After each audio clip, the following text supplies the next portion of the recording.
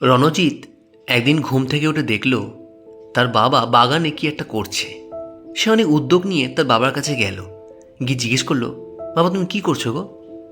তখন তার বাবা তাকে বললেন, আয় দেখ আমি কি করছি, এ দেখ। সে দেখলো তার বাবা একটা গর্ত খুঁড়েছে, খুঁড়ে একটা গাছকে পুঁতছে। তখন তার বাবা তাকে বলল, আয় এই গাছটা তুই আমি একসঙ্গে পুঁতি। তো সেও তখন তার বাবাকে সাহায্য করলো গাছটা পোঁতায়। গাছটা ছিল একটা বট গাছ। আর রণজিতের বাবা ছিলেন খুব পরিবেশপ্রেমী, গাছপালা পশু পাখি তিনি খুব ভালোবাসতেন।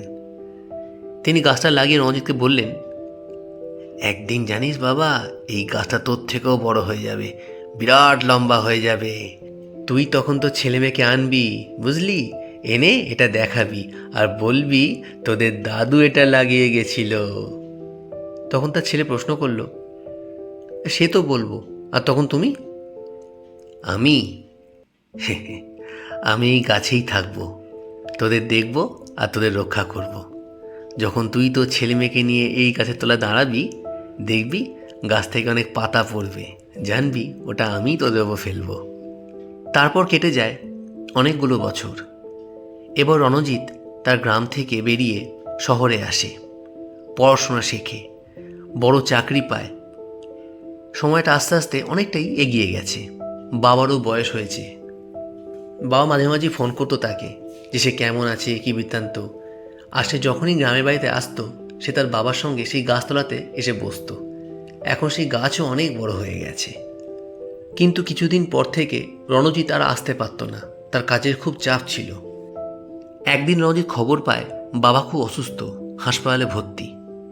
সে দেখতে এলেও কাজের চাপে খুব বেশিক্ষণ বাবার সঙ্গে থাকতে পারেনি, তাকে ফিরে যেতে হয়। আর ফিরে যাওয়ার 1-1.5 দিনের মধ্যেই খবর আসে বাবা আর নেই। নানান জটিলতার মধ্যেও সে তার বাবার কাছে তখন আসে বাবার শেষ কাজ সম্পন্ন করার জন্য।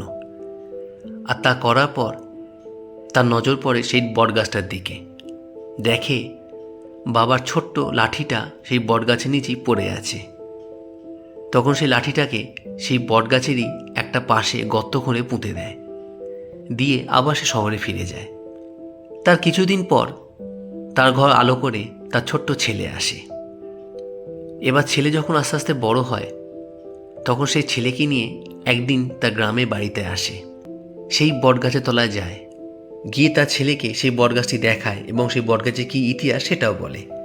তখন তার ছেলে খুব কৌতূহল নিয়ে বাবাকে জিজ্ঞেস করে, বাবা এই গাছটার নাম কি গো?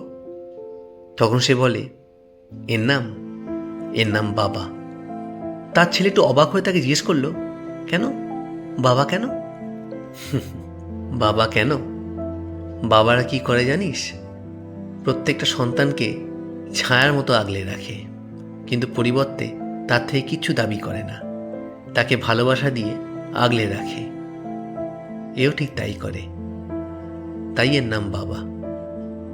আর তারই কথাটা বলা মাত্রই সে গাছ থেকে বেশ কয়েকটা পাতা খসে পড়ল রণজিৎ এবং তার ছেলের ওপরে।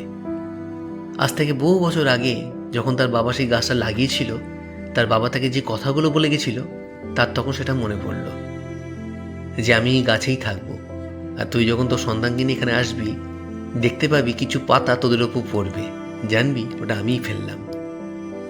তখন রণজিৎ চোখ বন্ধ করে তার বাবাকে স্মরণ করলো। রণজিতের 2 চোখ জলে ভরে গেল, আর তার মনের মধ্যে অনেক পুরনো স্মৃতি, অনেক পুরনো কথা দেখা দিল। তখন সে তার ছেলেকে জড়িয়ে ধরল, তার মনে হলো যেন তার বাবা তাকে জড়িয়ে ধরল।